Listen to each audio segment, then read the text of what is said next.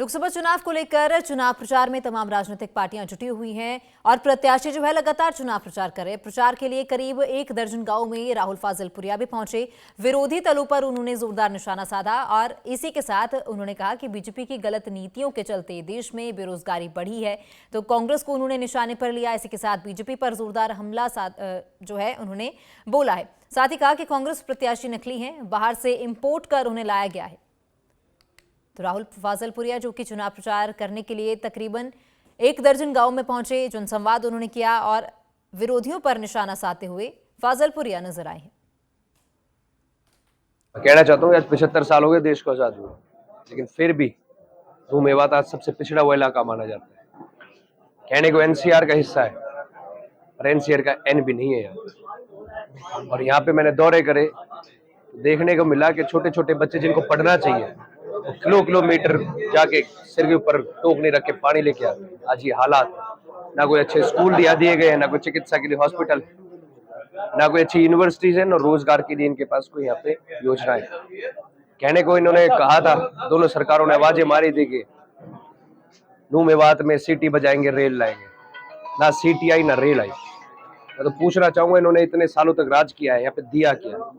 लोकसभा चुनाव को लेकर चुनाव प्रचार में तमाम राजनीतिक पार्टियां जुटी हुई हैं और प्रत्याशी जो है लगातार चुनाव प्रचार कर रहे हैं। प्रचार के लिए करीब 1 दर्जन गांव में राहुल फाजलपुरिया भी पहुंचे। विरोधी दलों पर उन्होंने जोरदार निशाना साधा और इसी के साथ उन्होंने कहा कि बीजेपी की गलत नीतियों के चलते देश में बेरोजगारी बढ़ी है, तो कांग्रेस को उन्होंने निशाने पर लिया। इसी के साथ बीजेपी पर जोरदार हमला जो है उन्होंने बोला है। साथ ही कहा कि कांग्रेस प्रत्याशी नकली हैं, बाहर से इंपोर्ट कर उन्हें लाया गया है।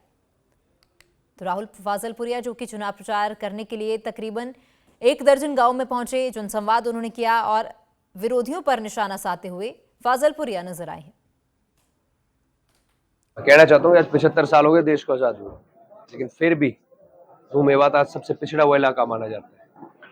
कहने को एनसीआर का हिस्सा है, पर एनसीआर का एन भी नहीं है यहाँ। और यहाँ पे मैंने दौरे करे, देखने को मिला कि छोटे छोटे बच्चे जिनको पढ़ना चाहिए वो किलोमीटर जाके सिर के ऊपर टोकनी रख के पानी लेके आते हैं। आज ये हालात, ना कोई अच्छे स्कूल दिए गए हैं, ना कोई चिकित्सा के लिए हॉस्पिटल, ना कोई अच्छी यूनिवर्सिटीज है, ना रोजगार के लिए इनके पास कोई यहाँ पे योजनाएं। कहने को इन्होंने कहा था, दोनों सरकारों ने आवाजें मारी थी कि नूह मेवात में सीटी बजाएंगे, रेल लाएंगे। ना सीटी आई ना रेल आई। मैं तो पूछना चाहूंगा, इन्होंने इतने सालों तक राज किया है, यहाँ पे दिया क्या? लोकसभा चुनाव को लेकर चुनाव प्रचार में तमाम राजनीतिक पार्टियां जुटी हुई हैं और प्रत्याशी जो है लगातार चुनाव प्रचार कर रहे हैं। प्रचार के लिए करीब 1 दर्जन गांव में राहुल फाजलपुरिया भी पहुंचे। विरोधी दलों पर उन्होंने जोरदार निशाना साधा और इसी के साथ उन्होंने कहा कि बीजेपी की गलत नीतियों के चलते देश में बेरोजगारी बढ़ी है, तो कांग्रेस को उन्होंने निशाने पर लिया। इसी के साथ बीजेपी पर जोरदार हमला जो है उन्होंने बोला है। साथ ही कहा कि कांग्रेस प्रत्याशी नकली हैं, बाहर से इंपोर्ट कर उन्हें लाया गया है। तो राहुल फाजलपुरिया जो कि चुनाव प्रचार करने के लिए तकरीबन 1 दर्जन गांव में पहुंचे, जनसंवाद उन्होंने किया और विरोधियों पर निशाना साधते हुए फाजलपुरिया नजर आए हैं। कहना चाहता हूँ आज 75 साल हो गए देश को आजाद हुए, लेकिन फिर भी धूम मेवात आज सबसे पिछड़ा हुआ इलाका माना जाता है। कहने को एनसीआर का हिस्सा है, पर एनसीआर का एन भी नहीं है यहाँ। और यहाँ पे मैंने दौरे करे, देखने को मिला कि छोटे छोटे बच्चे जिनको पढ़ना चाहिए वो किलोमीटर जाके सिर के ऊपर टोकनी रख के पानी लेके आते हैं। आज ये हालात, ना कोई अच्छे स्कूल दिए गए हैं, ना कोई चिकित्सा के लिए हॉस्पिटल, ना कोई अच्छी यूनिवर्सिटीज है, ना रोजगार के लिए इनके पास कोई यहाँ पे योजनाएं।